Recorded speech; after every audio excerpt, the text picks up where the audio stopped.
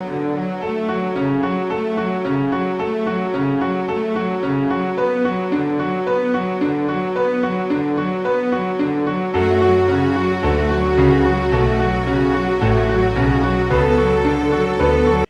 welcome back to another episode of Card Talk, a podcast where we spend a little bit of time talking about cards from Lord of the Rings living card game.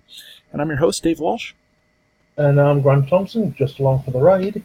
And today we are discussing the Dunedain Mark from the Hunt for Gollum Adventure Pack from the Shadows of Mirkwood cycle. It is a one-cost leadership attachment, which has the trait Signal that states attached to a hero.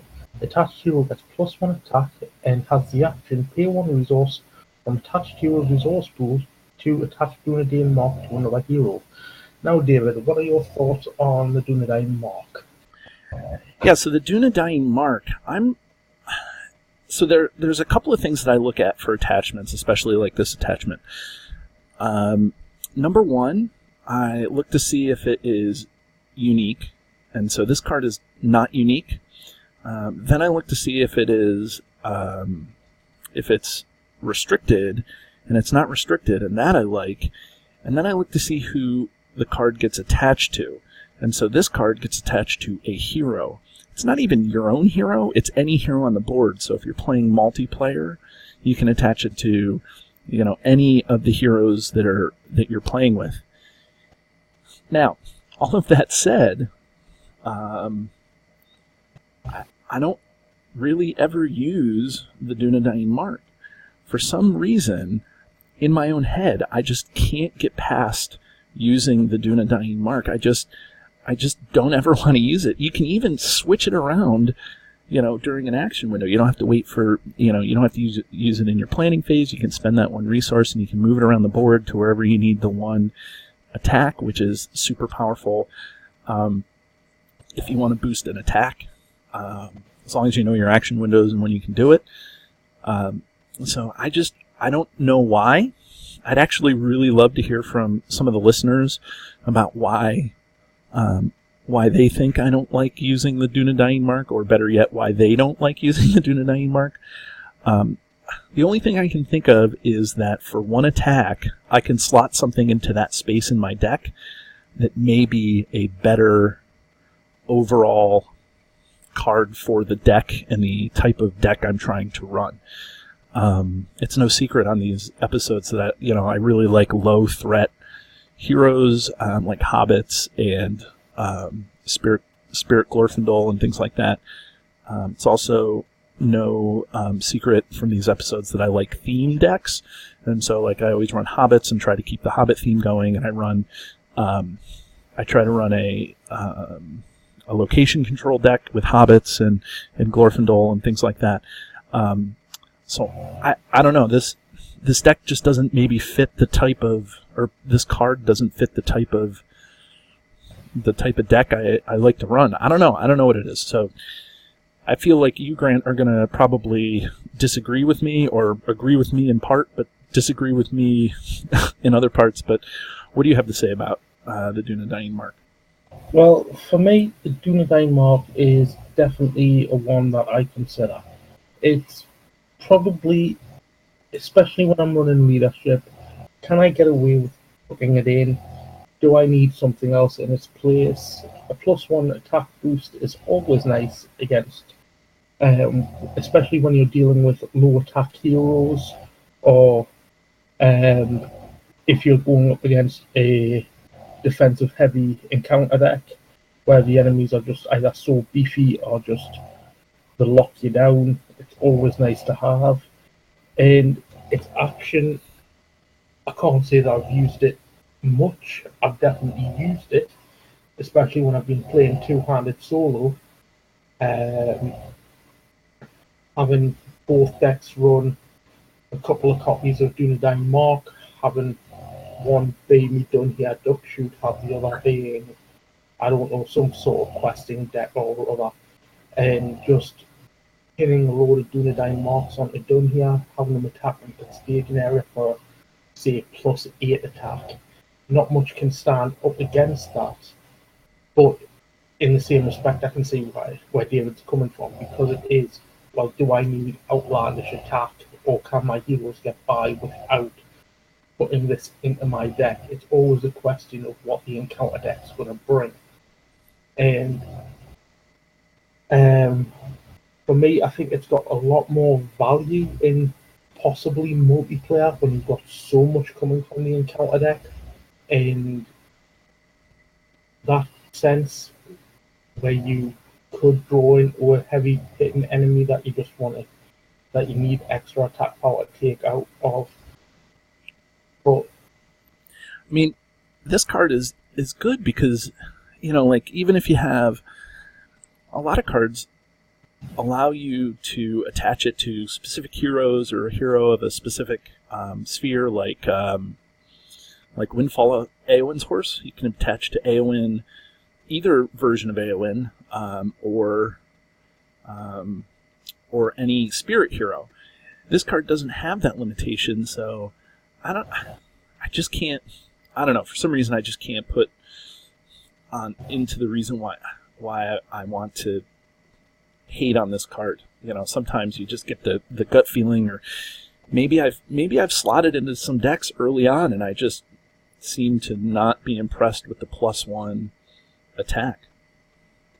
Well, that's also possible.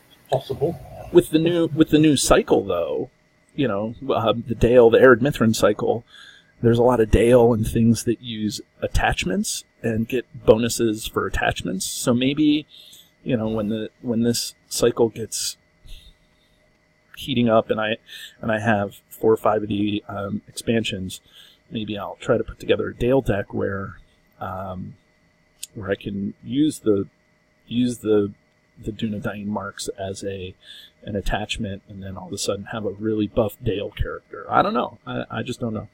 Well, we don't know how the Dale's gonna advance in the Arid Mithrin cycle. Right.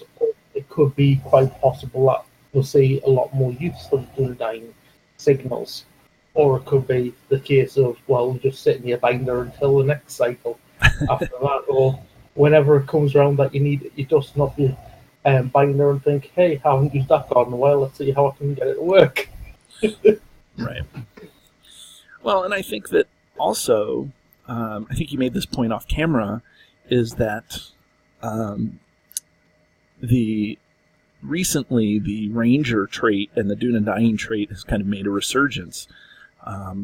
This card and a lot of the Dunedain signals were, from the core set, and then there was a little bit of a lapse in terms of signals and things with the Dunedain and Ranger trait to use. So maybe, I don't know, maybe it's just been dead for so long, the trait has been dead for so long that I just really haven't thought about it. I don't know. Well, that is also quite possible. And I know we discussed this off camera, but I'd like to applaud the illustrators of these cards. They've done an amazing job in pretty much every card I've seen. It's always great artwork. I actually agree a lot with that. When I think of the whole cycle, or the whole game, the whole card pool, everything from character cards to attachments down to all the encounter cards, they're just phenomenally drawn. There's only 1 or 2 that I can think of off the top of my head that just really, I don't know, don't appeal to me. But that's really few and far between. Well, maybe when we get up to them, you can point them out, David. I may. But, I don't think. I mean, I haven't sat there and studied every single card in the card. You haven't? Pool. I do. That's all I do. I sit here and I study cards, and that's what I do. But no, I'll get a box. I'll flick through the cards. If I'm not going to use the card, I don't really look at it. I just put it in the binder until the time comes where I'm looking at building a deck, and it's like, right, what cards do I have at my disposal? Ooh, that one looks nice. What does it do? And then I'll actually sit and read a card. But if I've got a functioning deck like I do at the minute, everything else I do, if it's not going to go into my deck immediately, is just binder fodder for us that I'll look at later. Right. Yep, that's exactly right. So let's ring this card then, David. Shall we? If Yeah. 1 being the one card to rule them all and 10 being the trash bin, where would you rate it? Well, you're probably going to kill me for this because it seems like I've really supported giving this card a good ring rating, but I just don't use it, and I feel like I have to stick true to whether I just use a card or not. And if I'm not using, what's that? I said, stay true to it, buddy. Right. So, for however good this card seems on paper, literally, I think I have to stick with a 7 because I just don't use the card. It doesn't hardly ever make the to be considered pile for me because for whatever reason, and I can't put my finger on that reason, and so I'm just gonna stick with a 7. What about you, Grant? Well, unlike you, it's definitely a card that if I'm running leadership or I'm running a deck that needs the extra attack power, I definitely put it in the to be considered pile. So I'm giving it a 4. It doesn't always make it into my decks, but it's definitely higher up there than some of the other cards we have discussed in the past. Yeah, I mean, So I ended up giving it a 7, and you give it 4, and so I think we